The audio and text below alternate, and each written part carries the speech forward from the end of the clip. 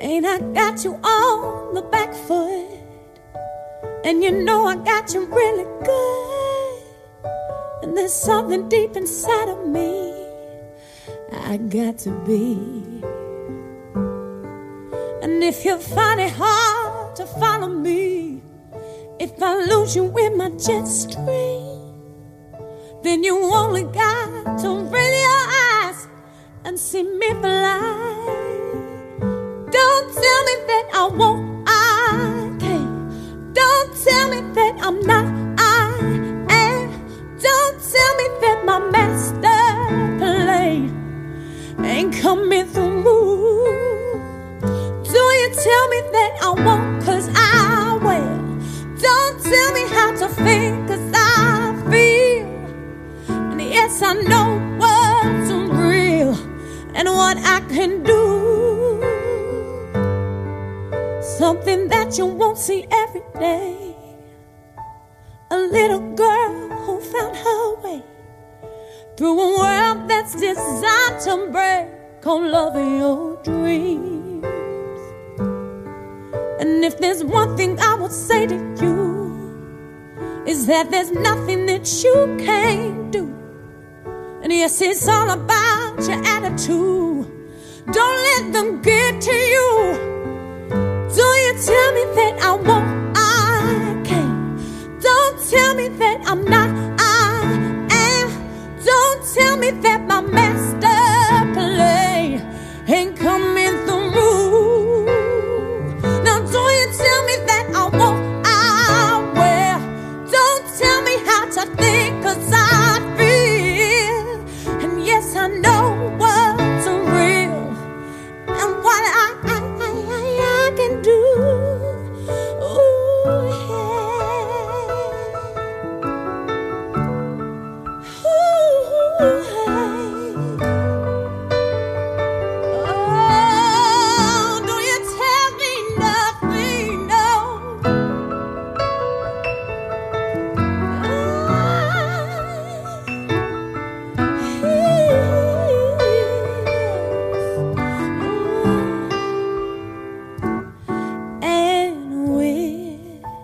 Singing in our own voice, we can make that choice to be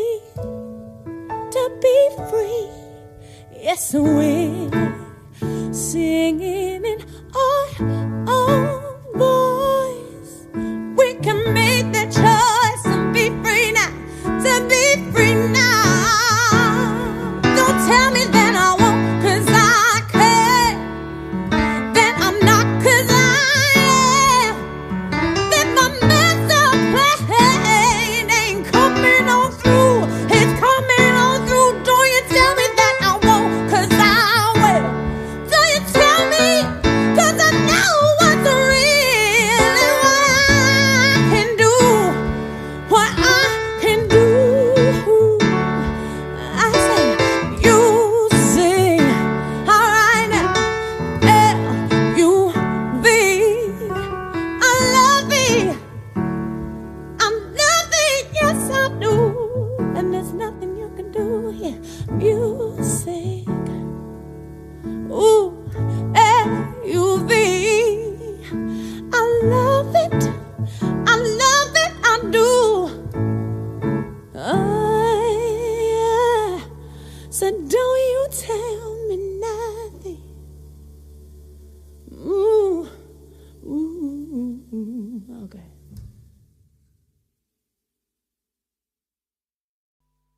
Had dinner with him last The night. Graham. Oh, were you? Basher. Oh, Basher. He's fantastic. What a fine man. A fine musician. They've got a picture of him on the wall of this VH1 studio in Camden Road, where we were, and he looked like a lemur, like, because he's just had really light blue eyes, and just the photograph looked like he was holding a guitar, and he just looked like one of those exotic Madagascar lemurs that only come out at night. It was just great. I used to run a little venue in the north of England, which was an old wooden pavilion that was been knocked down now, and we booked this band one night, and they pulled. So the agent said, well, I've got this other band called Brinsley Swartz. Do you want them to come? Yeah. So we said, okay. So they turned up, and it was just brilliant. They went down a storm, and it was a really, really good gig. It was just amazing. Very, very good. Are we rolling? He's Okay. one of a kind, really. One of those people that you're just so glad he's around. Paul Carrick as well. Great guy. Well, Bonnie. We're still here with our same jobs. I knew you were going to say It's a miracle, isn't it? A live album. And about time too. Tell me about it. Yeah. Not from lack of wanting. Really? So why now? A couple of reasons. I've been being besieged by people over the years that say, your live shows really capture you, and if only you could get one out, you'd really come across. And I was all ready to do one because of, Little Feat years ago had that great Waiting for Columbus album, and it really broke through and captured them in a way that the studio ones, although those were great too. And I just have been waiting and waiting, but the situation with Warner Brothers where I was for the first 9 albums up until 82, I was with Warner's, and I wanted to do the live record after my 8th record, and it just they didn't really feel, and neither did I, that the promotion for it went well, to put it mildly. I'm trying to be polite. And radio really stopped playing any kind of progressive format, so I was basically shunted off into the hinterlands of fringe music. And even though I was selling well in my concerts and my core audience bought my albums, it wasn't the right label situation to put out a live record, because they didn't care enough, frankly. So it took me a while of waiting to get on a new label, and then God knows, after the Grammys hit, things have been really great with EMI Capitol, and I wanted 3 studio records under my belt to draw from great songs that people would be familiar with. And I've been basically planning to have this lineup of guests for a long time now, and finally I've got the great band that can play the songs as well as the ones that play in the studio, because most of them are the ones that are on the records. Indeed. I can't believe that these friends just happened to be around. There must have been a lot of phone calls going out to get all these guests on this album. Well, you've got to plan, because people's schedules are way in advance. I mean, I know what I'm going to be doing 5 years from now almost. So everyone's booked, and everybody's got their own album schedules. And Jackson said, I'm going to be recording, but it's if you can film and record in California, I bet you I can fly up for the day. Hornsby had already made room in his schedule for me. And this was planned in March in order to secure the mobile truck. The concert venues go on sale, at least a couple of months before. And, of course, the film crew, we had 9 35-millimeter camera, film for 2 days. So, that's almost $1 million type of proposition just for the film alone to film the 2 nights. And so, yes, it had to be way planned and approved and paid for in advance. But I must admit, the sound of the album is one of the best live recordings I've ever heard. Oh, fantastic. And I'll tell our engineer that, because he worked his you-know-what off trying to make it. Because I'm not a big connoisseur of live albums. I mean, I listen to James Taylor's and Peter Gabriel's, and of course, Little Feats I play a lot, and I have some live Westwood One radio programs that I've listened to and gotten copies of live performances where I've missed someone's tour. But I really wasn't an audiophile enough to know that it turns out, I found out from doing interviews, that most live albums get listened to once and put on the shelf. So Ed said, he really wanted to go for, making this the best live sounding record he's ever heard. And he studied a lot of them about how much echo in the room echo to leave in, and how much clapping between songs, and how much talking, where there was a lot of deliberation that went in. And of course each song is from sometimes a totally different night in a totally different hall. So there's a lot of post-production work that went into this. And it works so well. A couple of things.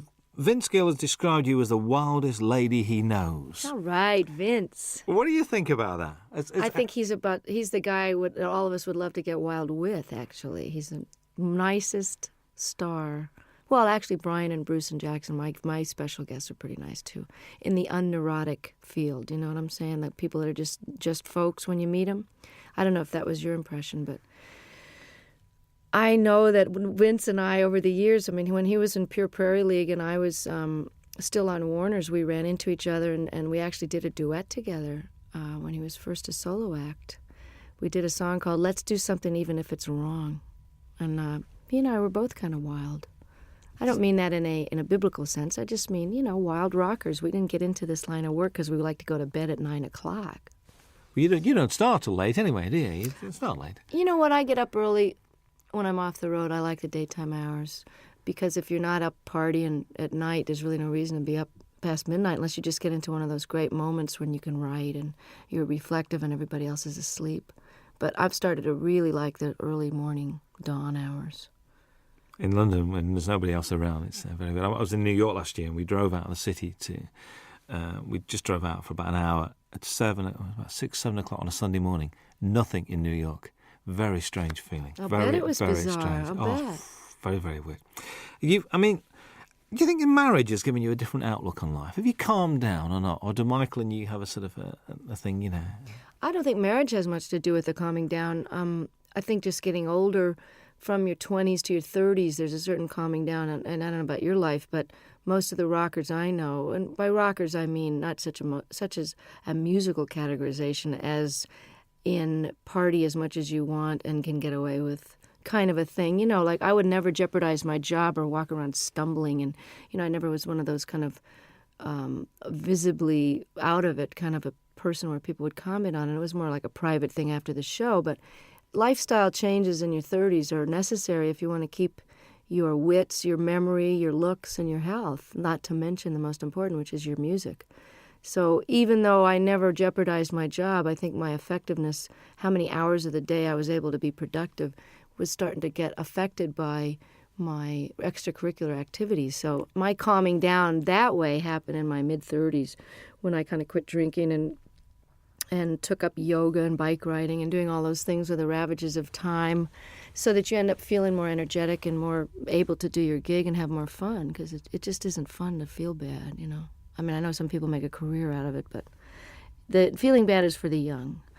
And marriage has just been, it's a challenge, and it's very adventurous, and it's exciting to know that somebody's not going anywhere when you have a big row.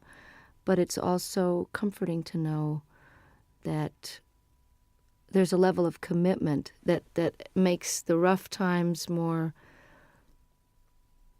doable, and that makes the sweet times very, very deep. And, you know, the learning about each other and learning about yourself. Stuff comes up in marriage that didn't come up when you're living together with other, you know, I didn't live with Michael until we got married. And you repeat patterns in your parents' marriage, whether you wanted to or not. And I found that to be a very big surprise because it didn't happen before until you get married. I think you hear those words coming out of your mouth and you go, there she is. There's that mom thing again. Bruce Hornsby appears on there. 2 very different songs on this album. Very much Thing Called Love and I Can't Make You Love Me. I mean, he's not only a great musician, but a really nice guy. And these 2 songs not only show the diversity of your talents, but also his as well. Was that why you asked him to play on those 2 songs? You know, it was one of those things where on the tour we did together last year, we did a 4-month double bill of the Outdoor Sheds when my new album was out. And it's quite obvious that I'm just think the world of him. I mean, and he made such a difference on I Can't Make You Love Me. And then he invited me to play on and sing on his last record before this current one. Then we did the tour together, and as an encore, he came out and played the accordion, and he's a great practical joker, so it was a way to keep him off the monitor man's back, where he would probably have given me nothing but hi-hat and the monitors and messed with my sound on stage. So I kept him out of trouble by having him on stage, and, you know, he's my favorite singer and writer, I think. It's just, you know, Prine and Jackson Browne and him, that's it, and Paul Brady. I Can't Make You Love Me, I can't even imagine recording live without him on it. So he was very gracious. And I just got to participate in his PBS special and got to play with Pat Metheny, the 3 of us on stage alone, singing The Tide Will Rise. And it was just absolutely a highlight of, you know, my respect for those men is just unbounded. And his musicianship is far surpassing anybody in the pop world that I know. You know, he's really as nice a person as he is a genius, too. Whenever I bump into him, it's like, you know, and it's like he sits down and he talks and he takes time. Mm-hmm. It's never, so I've got to rush now. He's just one of those guys. And I thought his current album was very, very good. I do, too. I mean, he's really a jewel, you know, and such a normal guy. Just like Don was, And like, it's interesting because I've gotten to know Brian the last few days more because we've been hanging out at the Top of the Pops. And he also is totally without any kind of ego attitude. And, he's not neurotic and paranoid or any of those stuck-up things that people get when they get to be a big shot. And I'm so lucky to have these guys as models because they've been famous longer than me. Hornsby came out of the box with big hits, and he's just nonplussed, totally regular guy. That's why you get on so well, because you're the same. You've got the same attitude, and that's why, and it shows. I reckon this record's great to listen to when driving. I mean, I've been driving around listening to this. I think it's brilliant. God, I'm so glad. It's so new that I haven't had reviews yet. So this is it. Give it to a friend. Go and drive around, listen to it, and it's great. A song on it, Shake a Little.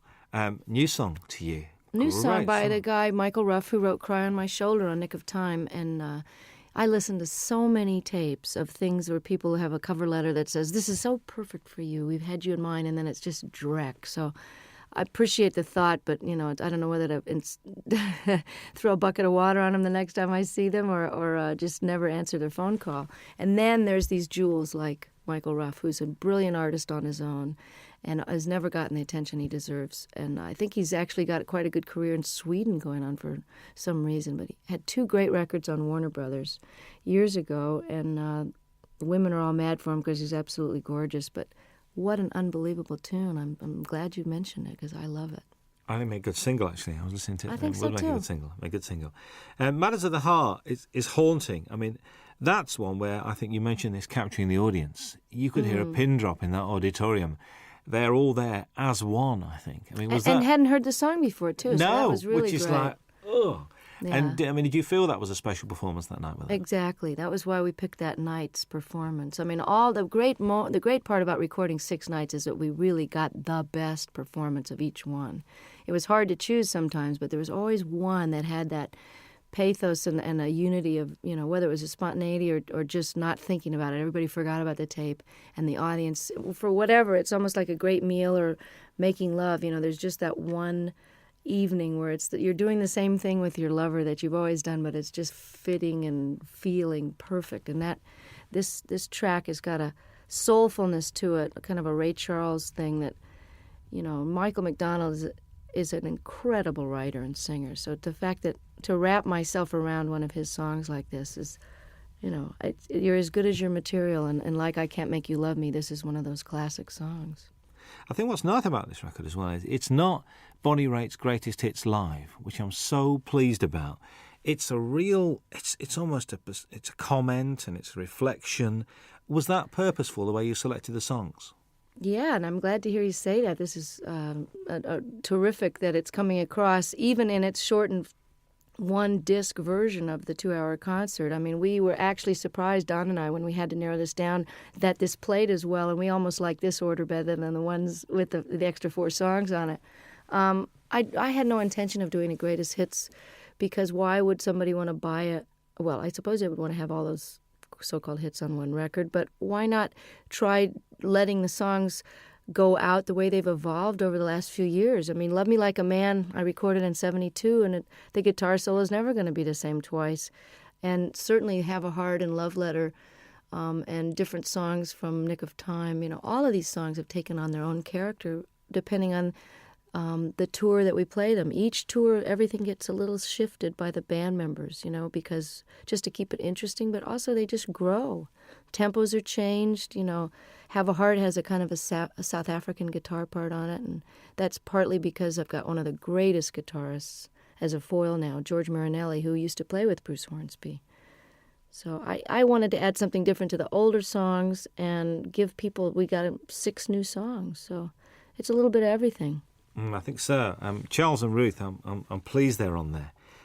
I get the impression the way you work together, there's a real mutual respect amongst the 3 of you guys. Oh, total. And, I mean, of all the people that are on the stage at once, everybody has admiration so deep that, I hope it comes through, and I'm glad to hear you say that it can be felt, because Ruth Brown single-handedly was such an influence on Etta James and Aretha Franklin and all the people that I grew up listening to when I was old enough to read about their influences. They were the ones that mentioned Ruth, because I, of course, was only 1 year old when her first record came out. But she's built Atlantic Records with her singles in the late 40s and 50s, as did Charles Brown, who's no relation, by the way. They're just from a totally different part of the country. But he also was seminal in starting the whole West Coast blues sound, the transition between the post-war jazz era, and he took his Texas very funky roots. He also was classically trained, and he melded them into the style of jazz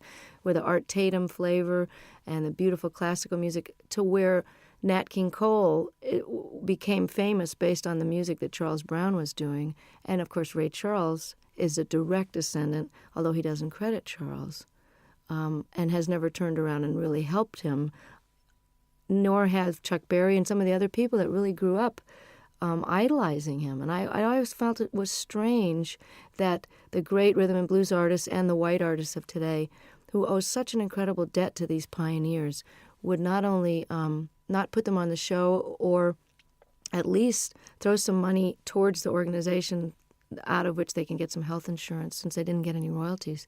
Because this is the biggest criminal revelation I found out in the last 6 years, is that nobody before 1970 did get royalty participation. And we've just now gotten to the fourth large company to only now, 6 years after the organization was founded, to agree to pay a 10% royalty starting today, for example, as opposed to 30 or 40 years of lost royalties and 10 years of CD sales with no money coming, no health insurance. Every other industry has health insurance and takes care of their own, except ours. So this is a call out to the other artists that are listening and fans to make sure you support the reissues that are paying royalties, and don't buy the bootlegs, and don't sell the records direct. Send the money directly to the artist, believe me, before you rip them off for the third time. Absolutely. That's the Rhythm and Blues Foundation as well we're talking about. Yeah. Good to see blues on this. A fine tribute to Mississippi Frag McDowell. And I remember one night in the middle of winter going to Lancaster University, which is like in the middle of nowhere, because a friend of mine rang me up and said, "We've got to go and see this guy playing." I said, "What's it?" He said, "Mississippi Frag McDowell." I said, "Okay, we'll go." Went along, there was 8 people there. But the guy putting it on loved him, and it was obvious. The guy running the gig said, "Look, I spent my money on this, and just come and enjoy yourself." Isn't that the greatest? Because Fred, I'm telling you, was the most exuberant blues man. They always say, oh, they're so full of pain and grief. I mean, Fred loved to play more than anybody I ever saw, and they're just re-releasing I Do Not Play No Rock and Roll, one of the greatest double albums, and I think it was recorded here in London. I'm not sure if that was the one, or maybe there was just that in concert where he's wearing this Mexican poncho over a bright yellow sharkskin suit with a bolo, string tie, just unbelievable getup, and loved the girls used to just flock around him, these little white American and English girls just bat their eyes at him, and he loved it so much. Just like John Lee Hooker is just rolling around enjoying his success now, Fred was like that, and one of the greatest Delta bluesmen that ever lived. I mean, you say on there, you think these songs get better with age. Do you think your work gets better with age? I sure hope so. I mean, don't you think you're better at your job now? You got more seasoning and humor and perspective and knowledge. I mean, I always think people, as they get older, if they're lucky enough to keep their wits about them and don't get too cranky and discouraged, that people's wisdom and opinion at 70, 80, 90 years old they're like gems, If you're smarter now at 45 than I was at 25, why won't I be even smarter at 65? So I hope that my music is richer and deeper and more accomplished. And I never saw B.B. King or John Reid or Pablo Casals or Segovia get any less with age. They just got more. Absolutely. You're always introduced, which I do like, as Bonnie Raitt and her band, including Hutch and Ricky now. I mean, they're part of the furniture. Hutch, how long has he been around? A long time. He's has the distinction of being one of the only white guys ever play in the Neville Brothers, although they've had a white guitarist for a while. He is so respected by every type of musician. He played in Central America, lived there for a while. The New Orleans cats think he's just it. He lived in San Francisco, was in a band called Copperhead. He knows Celtic music inside and out and can play jazz, Algerian music. I mean, there's nothing the guy can't play. And if you ask him a question, he can give you every detail of every side musician. So he's like a walking encyclopedia. These are sort of nice guys to have around, I think, to contribute to what you're doing. Oh, I'm so lucky to. And this is the best benefit of success, is that while Hutch has been with me for over 10 years, at whatever salary level I was at, he was with me during the rough years in the 80s too. Rough meaning couldn't pay very much. Ricky, who has been a successful producer living in Australia, doing film scores and, just co-produced the Boz Scaggs album. And, for those of you, Ricky Fattar from South Africa, he was in a young band called The Flame that was quite famous and was in the Beach Boys for a while. I'm able to afford musicians of the level that I've got now, and that is probably that and raising really great amounts of attention and money for political causes that really need the bucks. Those are the two most incredible aspects of my success that have made the biggest difference, that and good catering, backstage, to actually eat food that hasn't been sitting there for 4 hours. But to be able to play with Ricky and Hutch and have them leave home and come and play with me is just, it's like a dream come true to every night have these guys. And that's why this record was done now. That's why I say in the liner notes, this was the time and you are the reason. Absolutely. Jackson Browne had to be here, really. There aren't many stages that you and him haven't shared over the years. Mostly benefits as well, actually. But, to do Opening Farewell is just a bit special, I think. And, we didn't know what we were going to do. I was going to cut this wonderful reggae tune that he did on his last record called I Hear Your Heart Beating Everywhere. I love that song. And I thought we could have a duet, kind of a, We Be 40 kind of a thing. I don't know. And we tried it in my key, and it just didn't sound as good as his. So I said, well, maybe we should send the band off to the wings and just sit here and play Opening Farewell. And it was just done. He came and never had a chance to rehearse it. He never had sung it in that key, never sung a harmony part. And all of a sudden, we're filming and recording it for the history, and he was really a champ. I can barely look at him because I love him so much, and he's so gorgeous and never changes. But yeah, I said that he had to be on the live record because he knows too much about me, and I'm afraid he's going to talk. He knows where the body's buried. Well, I know where his skeletons are buried too. There's an argument that drink and drugs have added to some of the finest music and literature, and also that all the great artists have got to be a shade crazy. Eccentric, crazy, call it what you will. What do you think about that? Totally agree. It's true that some of the greatest works of literature that are currently recognized and studied by even the religious right as great works of art. Hemingway, all the great works of the 20th century, certainly that whole revolution in the 20s, people were faced. I don't know what the expression is over here, but pissed or whatever. There are a lot of that whining and writing about your mother and tortured. A lot of that stuff, when you know about addiction, you know where that mentality is coming from. Well, that's what makes great artists torture. And artists torture themselves. And the myth is that you can't be, quote, funky or as deep or as soulful or as funny if you're not sort of loaded or hungover, is blown by the fact that John Hyatt and Stevie Ray Vaughan and some of the greatest artists of our time are still kicking, sober. So, and I'm here to tell you from that song that's on this record, and I don't know if it made this cut. Did Feeling of Falling get? I think that's the one we did leave on. Because I want to let people know that just because you're straight doesn't mean you're not totally miserable and twisted sometimes.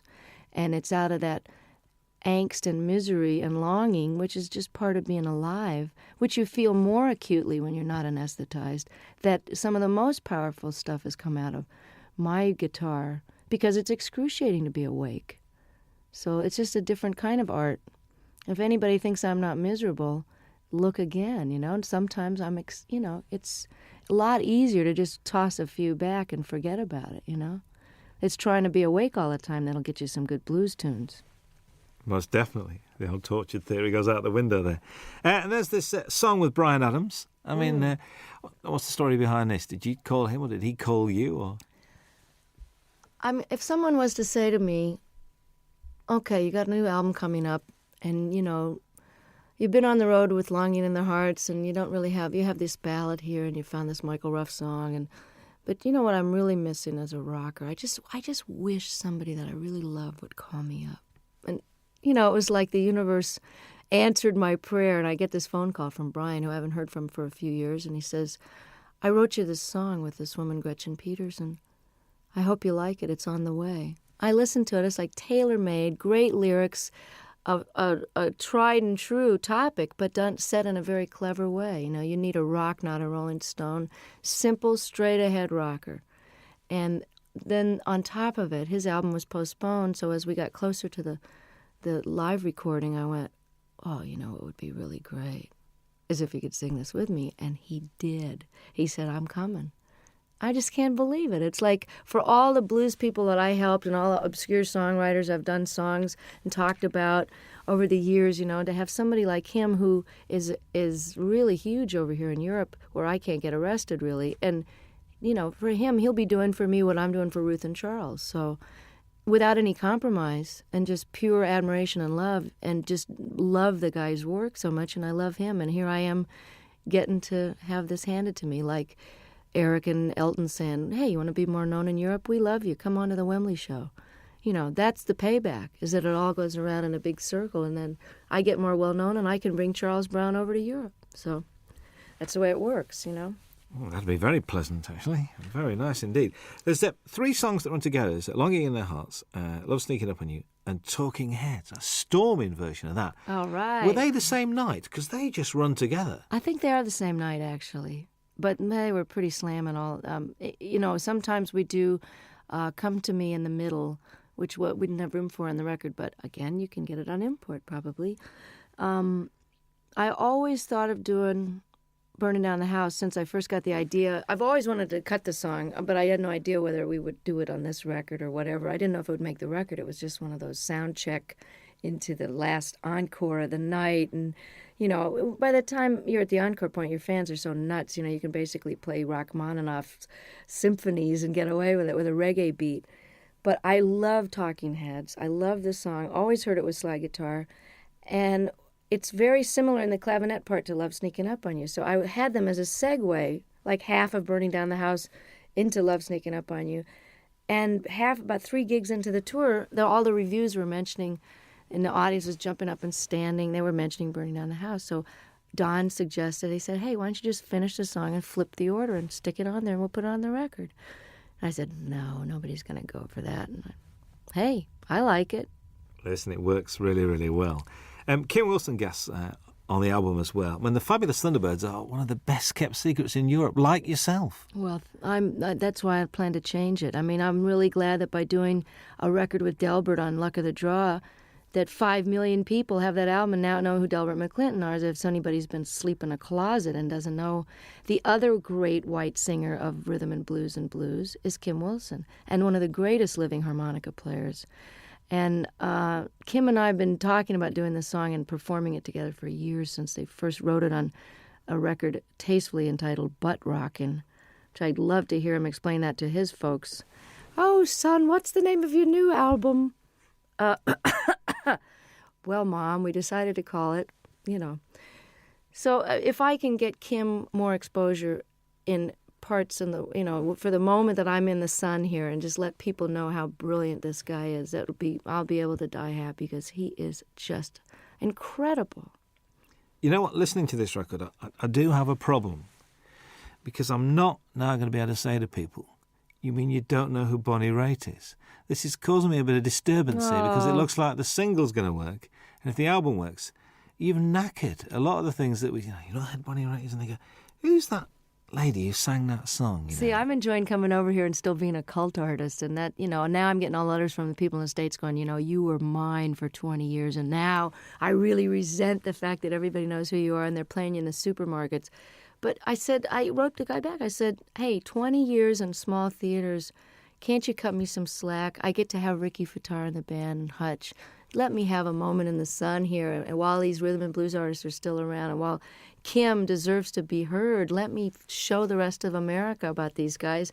And I feel the same way about Europe, but if I'm a cult artist over here for a while longer, it would just be very nostalgic for me.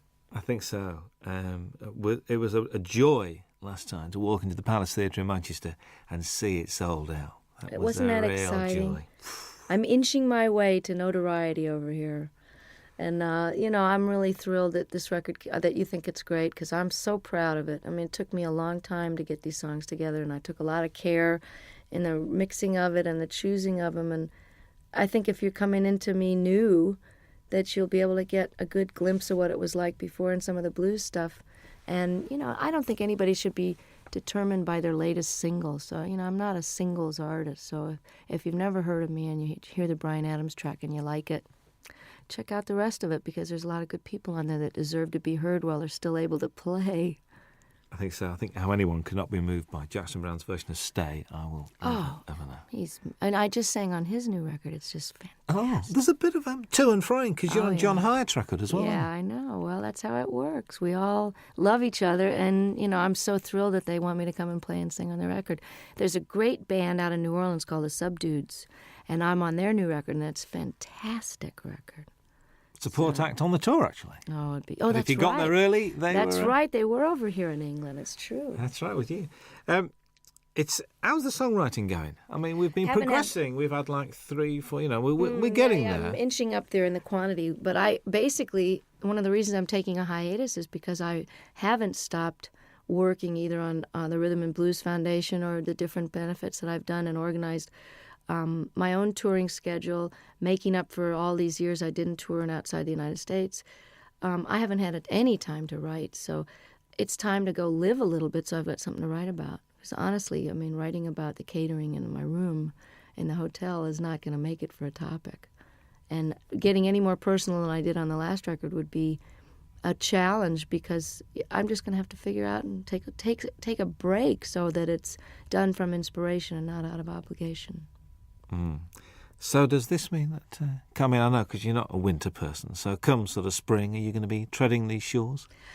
I'm hoping to have the first break from touring in 25 years after this live record. I was doing this now, and I did a record with my dad, and it's out on Angel Records with a 42-piece orchestra. We did 3 songs together. It was just great fun. And I feel like I've done my bit with Charles and Ruth and Kim and done my major opus here. And it's time to take some time for me, because if you don't fill up and take some time off, there really isn't anything else to say. And I honestly don't think I'm going to be touring this next year unless for some ungodly reason, or perhaps truly godly reason, this record with Bryan and this record takes off in Europe. And then I'll be a brand new artist and come over and show people where it's really at. A brand new artist again? Yeah. Again. Well, I'm an overnight success, Robin, that. There's a description that I read, I'd like your comments on, really. After years of singing about broken hearts, faithless lovers and no good men, Bonnie Raitt entered the 90s at the peak of her already lengthy and impressive career. Has the 90s been good to you, do you think? Oh, yeah, definitely. I don't think you could argue with the kind of Cinderella story that happened to me when I well, just a lot of changes were made personally before the Grammys happened. But I think in your 40s, while, like as I was mentioning before, it's a little harder to be older and awake, it's also easier and more fun to be wiser. Does that make sense? It's easier because I know how to do things better, and I know how to handle stuff. I can handle my success. I can handle disappointments. I don't mind getting angry. I know that it's not going to last for 5 days. I'm just getting angry. So the process of growing up is happening now as it is for a lot of rockers, because it's just sort of a postponed adolescence sometimes until your 30s and 40s, and then that's when people settle down. So I've had a really great last 5 years, and I'm looking forward to another 25 and another couple of live records in the middle of those. Absolutely. Bonnie Raitt, thank you very much indeed. Nice to be back. Hi, this is Bonnie Raitt. Very happy to be with Robin Ross on your radio. I want to go to Dave, Scotland. If we send him a tape, he'll do a 2-hour special. Wow. He's like a big supporter, isn't he? These guys are just, Thank you, Dave. Thank you for the homeland, for the young girl who's found her way back to your shores any minute now. I'm threatening to show up for Hogmanay again. Again? Oh, well, tell people God. this time, will you? See, I'm the only one that remembered what happened those 3 days. The entire country was out of their minds. But the studio was. I'm coming back with a video camera because nobody in America believed it. well, they had some sort of sponsorship. They had little bottles of booze on the table, and there was like 65-year-old people just totally clapping and yahooing it up, which is a little glimpse of what like a Crosby, Stills and Nash audience is going to be like in 20 years. Will be a bunch of old geezers singing, just a song before you go. But they'll still be all applauding. And Sheena will be singing Morning Train, and me and Brady will be out there on walkers singing Thing Called Love. Yeah, I found another Brady Buncher. Curtis Stigers is a Brady Buncher. Yes, he is. Curtis Stigers is a Brady Buncher. I found somebody else as well. Guess who cut Paradises Here? Cher. Heard it from Brady's lips today. I'm not kidding.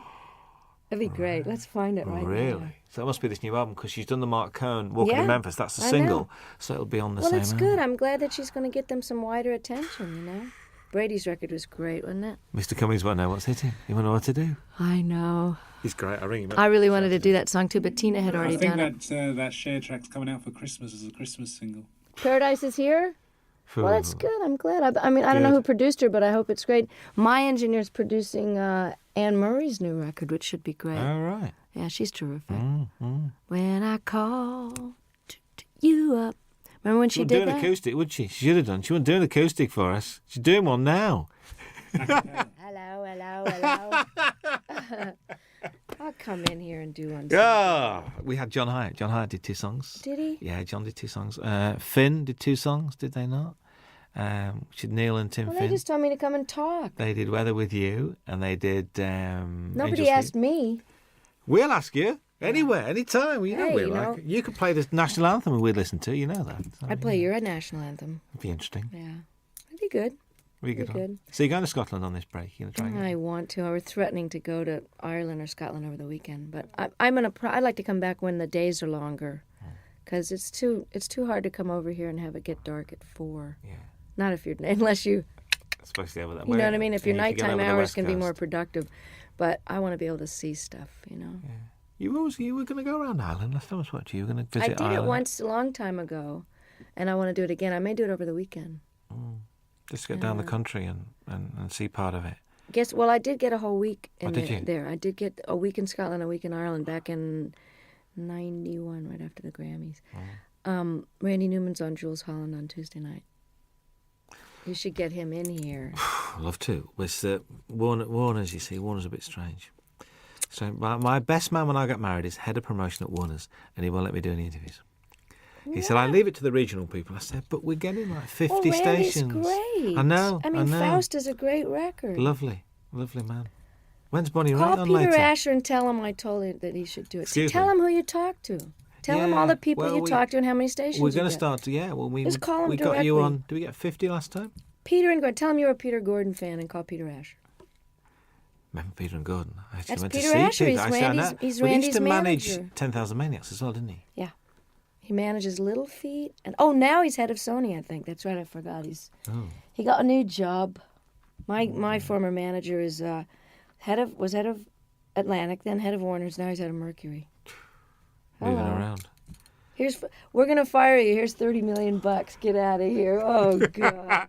Now you can pay the musician. Here's another label. Could you sign that for me, please? Are you kidding? Thank you. I've got a shiny one because you haven't got shiny pens, have you? Can I have that on tape, please? And you haven't got Robin Ross has a shiny one. Thank you. Could you sign it for me?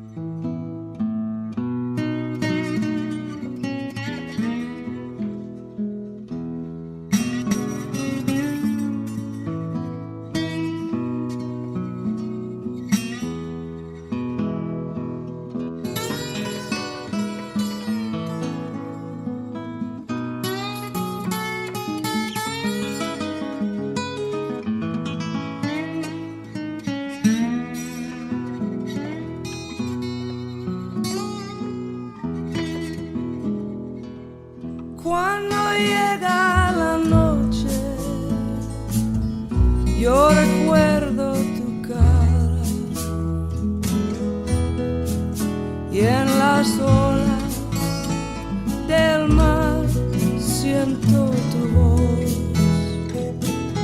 y en la luz de esta luna es tu piel que me roza, y esta brisa azul trae tu corazón más cerca de mí.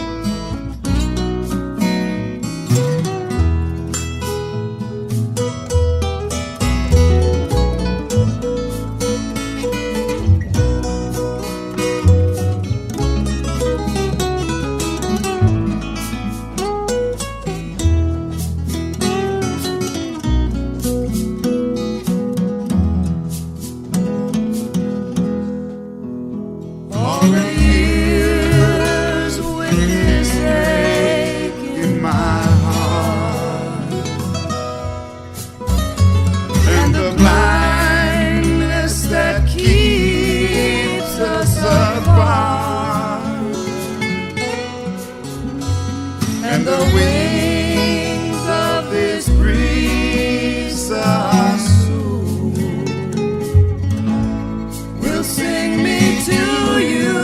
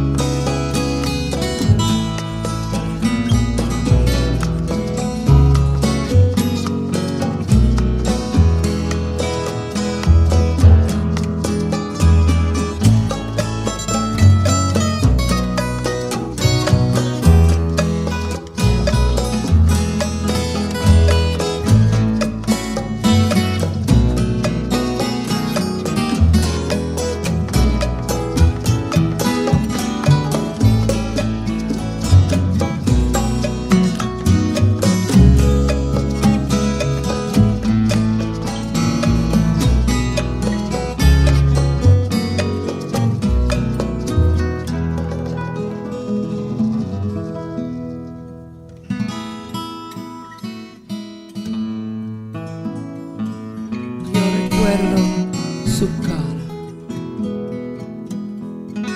y en las olas del mar yo siento tu voz, y la luz de esta luna es tu piel que me roza, y este brisa azul trae tu corazón más cerca de mí. Esta brisa azul trae tu corazón más cerca de mí.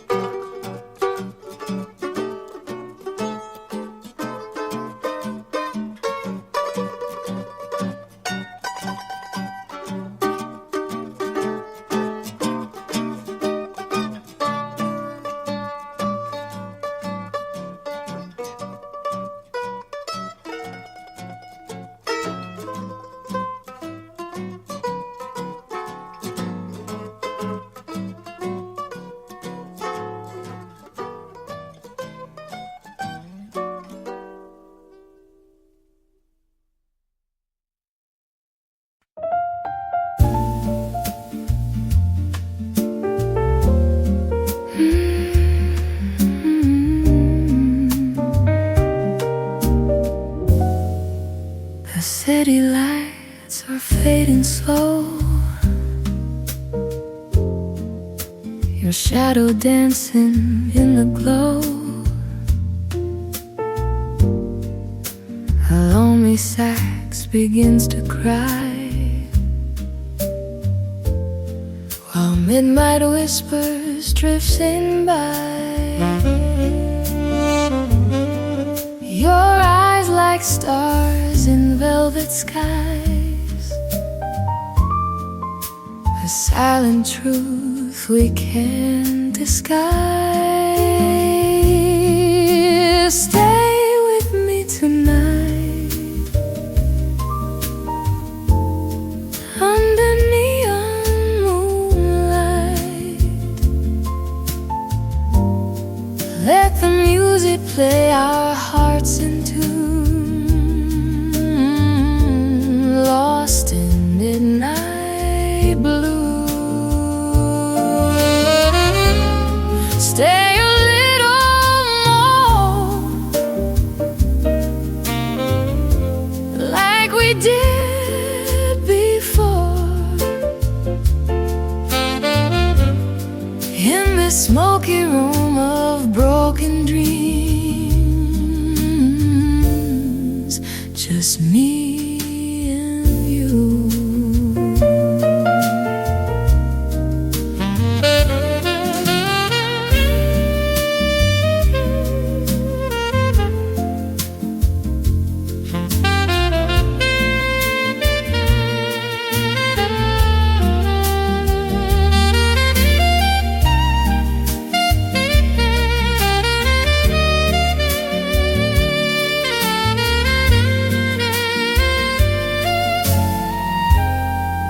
Piano hums a velvet line,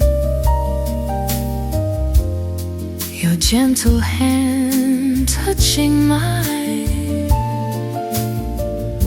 a glass of wine, a soft goodbye. But neither of us wants to try. Stay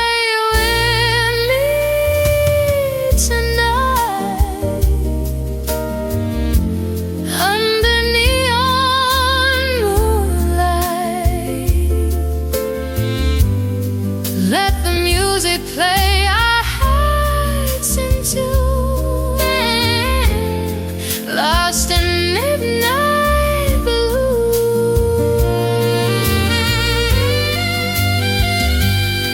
And when the morning steals the night, I'll keep your shadow in the light.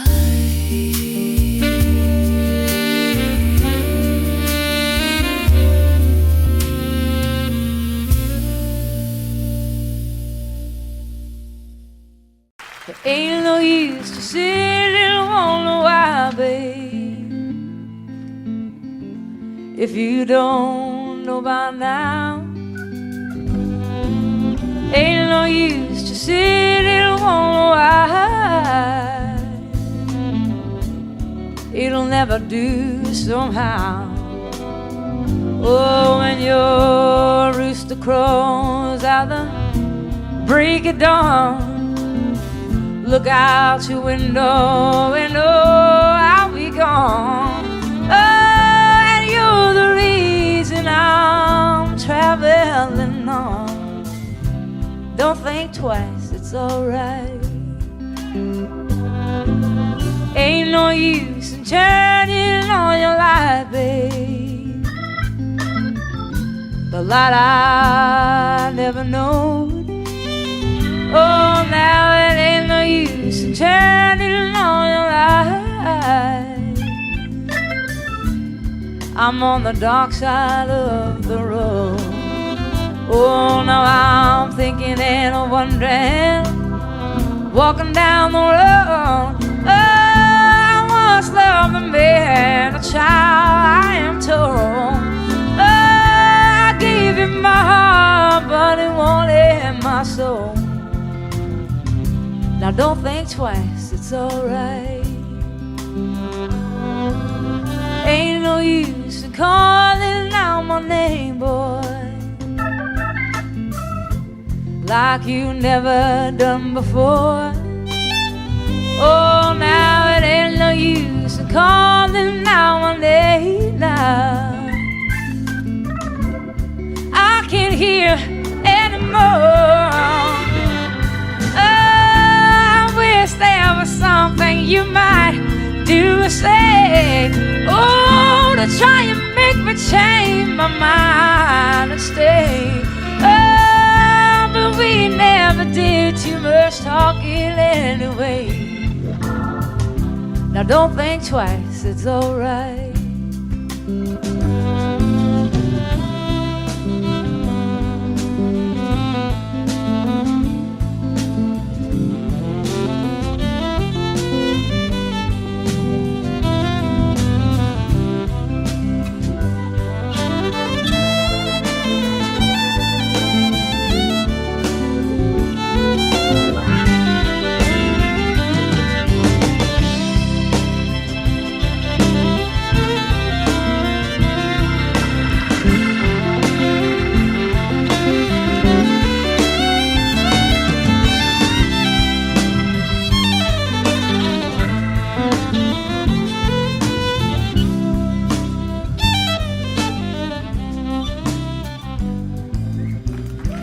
So long, honey, baby.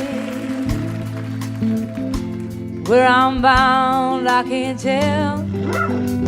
Oh, my goodbye's too good a word now. So I'll just say farewell. And I ain't saying that you treated me unkind. Oh, you could have done better for Lord, I shall adore mine. Oh, you just kind of wasted all my precious time. Now don't think twice, it's alright. Oh, you just kind of wasted all my precious time. Don't think twice, it's alright.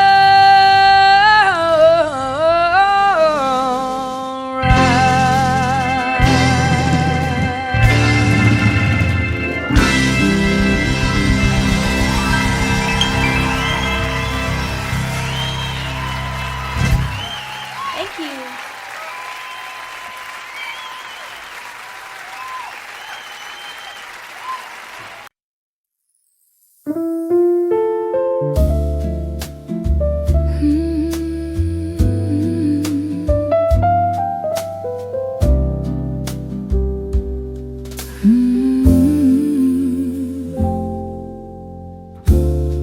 The city lights are fading slow. Your shadow dancing in the glow. A lonely sax begins to cry while midnight whispers drifting by. Your eyes like stars in velvet skies, a silent truth we can't disguise. Stay with me tonight under neon moonlight. Let the music play our hearts in tune, lost in midnight blue. Stay a little more like we did before, in this smoky room of broken dreams, just me and you.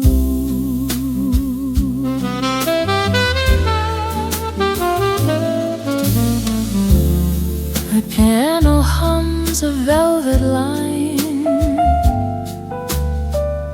your gentle hand touching mine. A glass of wine, a soft goodbye, but neither of us wants to try. Stay with me tonight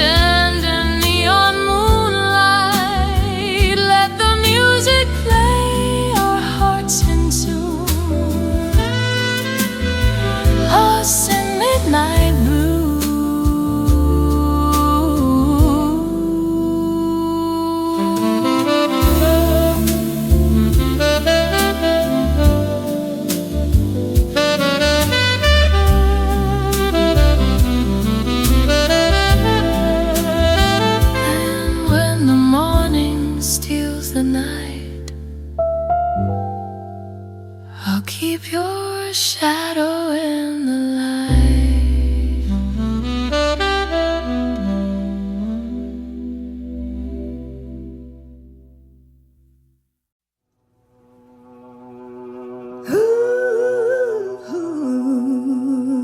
Yeah.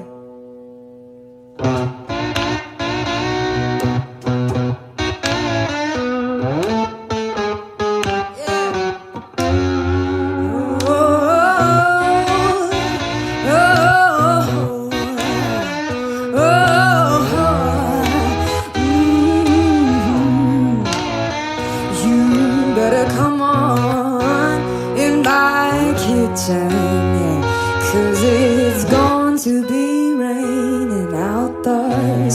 Ooh,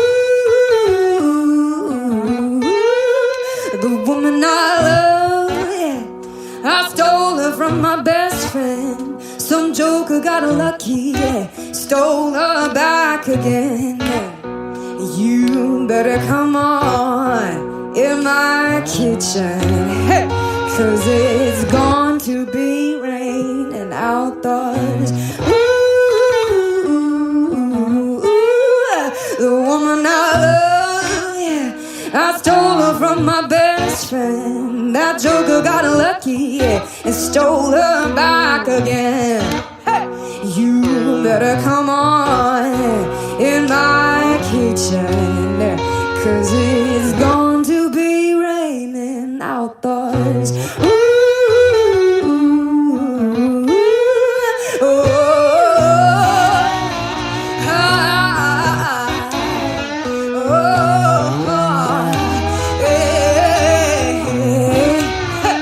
you better come on in my kitchen, 'cause it's going to be raining